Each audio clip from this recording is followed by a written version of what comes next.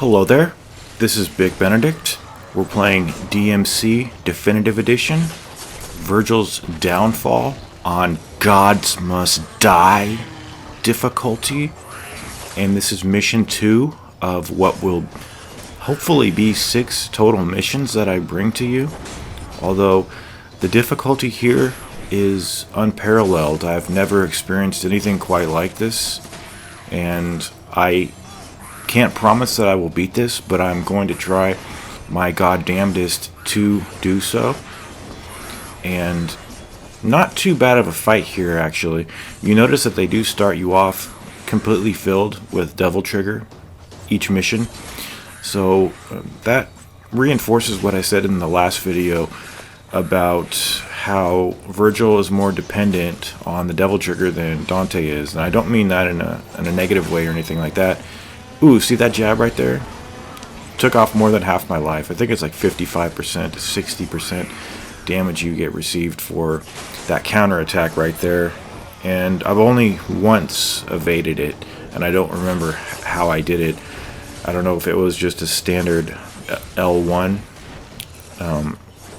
trick up. I don't know if it was that. But just be very cautious on them. You notice that I just used the Divorce combo to break the guy's shield, but it comes with risk because you're completely vulnerable. So again, on this difficulty, you have to do the perfect charges. If you aren't good at them, don't worry, because I'm not very good at them either, but I can pull off one of the 3 that I feel is the most important one, because it's quick and doesn't leave you too vulnerable as the other ones do. But here's a butcher right here, and what I'm doing right here is trying to do the solar flare to launch him, and then a couple more hits and he's in expiration mode, or dead mode as I like to call it these days. So all you have to do now is wait for him to expire. Don't get hit, obviously, and if you try to keep the camera off him, they reset it back to him, so they don't let you really get away with that too much. And it's not a good idea to keep him out of view, especially when you need to see what attack he's doing with his blades. So we're coming up here now, and I honestly didn't struggle as much on this chapter as I did on the previous chapter. I missed that one. I think that was a little cutscene. Hopefully I don't get flagged. But this part here is very simple. You've just got these shielded Bathos enemies. I was just thinking on the next video that I just did that confrontation midway through the chapter of a dual butcher fight on wave 4, I think wave 4 of the fight. And one of the butchers, you'll see in the next video, one of the butchers just completely freezes at the very beginning of the fight, and he doesn't even respond until I approach him after I slay one of the butchers. And it's completely just AI nonsense. I'm glad it happened because it made the fight easier, but it's one of those things where I can't control that kind of stuff, and I'm not going to sacrifice my run just because the game screws up. It's not going to happen. They needed to make this game work, and they almost did perfectly, but well, I can't even say that because I'm aware of a lot of glitches on my own campaign. But watch out for the harpies. One of the ways to tell when they're going to attack is to listen to when they screech, and that generally means they're going to either do a charge at you, which is less rare than what they usually do, which is that jab with their trident, and it takes off, I think, half your life. I think 2 of those and you're out of the game. So the blistering swords attack is pretty good. It only consumes 1 Devil Trigger, and it throws about 8 swords simultaneously at the enemy. So that fight is finished. Now we're going to move on, do some fun platforming. I really enjoy this game. I went back to play Devil May Cry, the original one that came out a couple years ago. I think it was 2013, and you can tell the difference between 30 frames and 60 frames. One is a lot more sluggish. This one's fast. It's nice and beautiful too. So I will be rendering these videos in 60 frames, so if you want to watch that, there will be a little degradation of the quality just because of the way YouTube works. I think they give larger channels better quality, but I do upload in really good quality, so if you watch in Google Chrome, you can enable that. I think the other web browsers will do that in the future, but all I know is that Google Chrome... Oh, this fight fucking is tough. This is a tough fight. So, I think I spoke over the butcher. I think when you get here, there is a butcher. Isn't there? I don't know. I spoke over that, but when a butcher appears, you need to launch him right away and then combo him in the air. I'm not one of those people that does jump canceling in this game or enemy steps. I find it almost impossible to do the button combinations, and I don't even try to, and I'm just not the kind of player that does that in the first place. But with these wisps, excuse me, I said whips, I think. Actually, I think we're gonna culminate this video with a chat with a butcher fight. So what I like to do is Angel Yamato combos on those wisps, like I said in the last video. And what this difficulty is, like I said, all the enemies double trigger constantly. And what I thought about doing was the gods must die without hardcore mode, but my ego or whatever it is just would not let me do that. And I don't think there's much of a difference except for like the style decay rate. And I just don't know. I just want to play the hardest setting. That's all I really want to do. I don't care about trophies, but I do care about helping people through these. Dual tyrant fight right here. So when they charge you, you just want to trick up, and if you need more hang time, just keep pressing the triangle button, center the camera, pull them down, and just do quite a few hits on them. And then when they recover fast, and they do an attack immediately. They've also got a body slam, and they also have that attack right there. That attack. What else to say about these guys?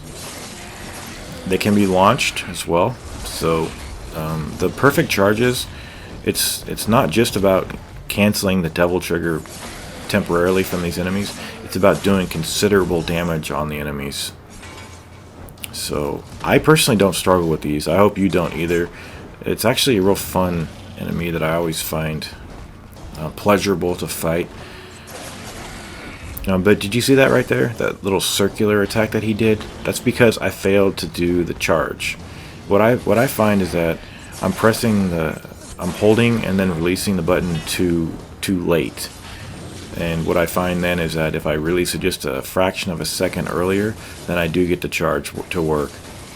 But the atomic and the perfect slice are charges that I can get maybe 1 out of 20. I'm like 1 out of 5 with the solar flare, so that kind of tells you the range of my abilities, and it's pretty bad, honestly. But I'm not trying to master this game. All I'm trying to do is beat it. I'm out to win, and I'm trying to get you to win too. And that's finished. So from here, we're going to have some aerial enemies to dispatch. These enemies are always the most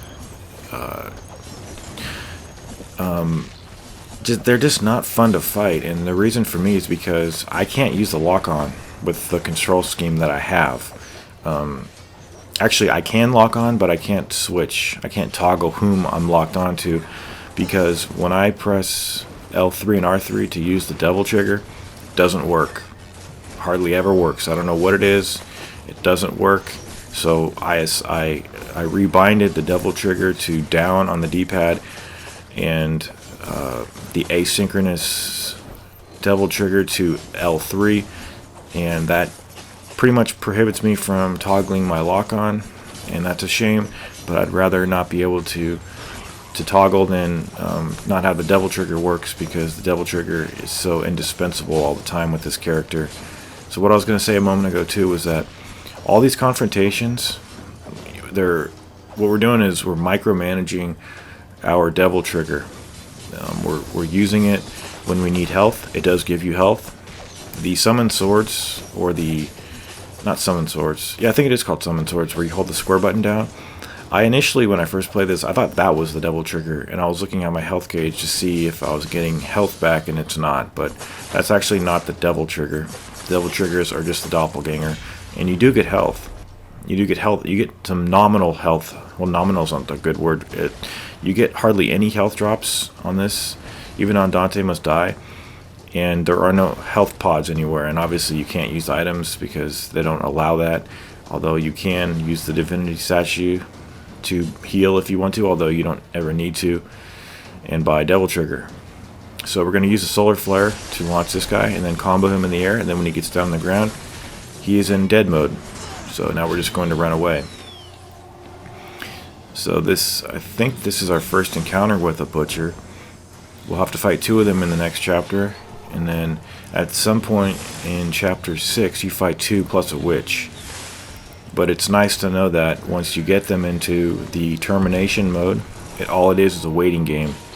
This was the fight that I was having a hard time. This game is depressing me though, because it's so difficult. It's kind of like Vanquish, where it's just so overwhelmingly difficult that it wears on you psychologically. And that's what I've been feeling. I've been feeling the burnout of that, and I never really experienced that on Dante's campaign, save for mission 17 with the 2 Blood Rages and the Dream Runner. This is difficult though. Yeah, see, I did evade it right there. But be very, very wary of the Death Knights when they have their shields because of that counterattack. So I think this is wave 3, and the final wave is going to have a couple of rages. And the rages are actually easier to evade with this character because the Trick Up has such ease of use and invulnerability frames. Here it is. So what I'm doing is I pretty much saved up all the Devil Trigger to dispatch these rages.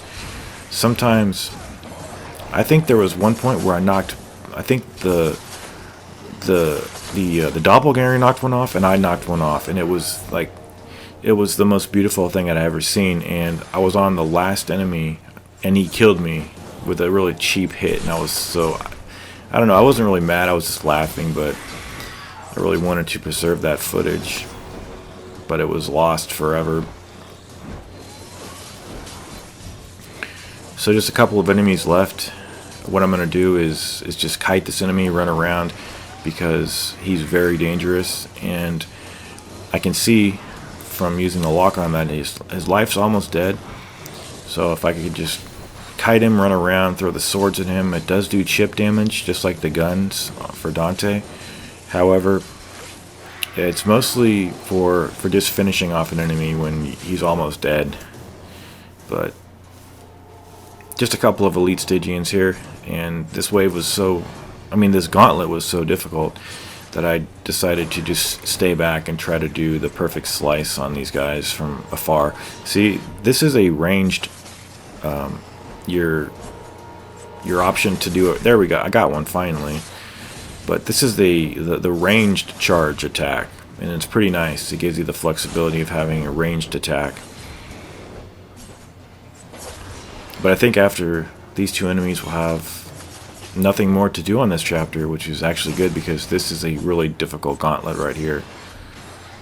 But you don't want to get to this point and get killed by these guys. Watch out for their ranged attack that they have too. And I will see you in the next chapter.